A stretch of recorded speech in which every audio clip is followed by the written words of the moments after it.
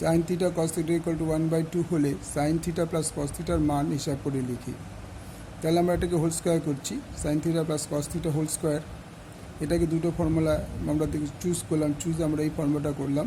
তাহলে sine square theta মানে square plus 2ab মানে sine theta into cos theta plus B square মানে এটা বি স্কোয়ার মানে কস স্কোয়ার থিটা। তাহলে সাইন স্কোয়ার থিটা আর কস স্কোয়ার থিটা প্লাস এই পাশে বসলো 2 সাইন থিটা কস থিটা।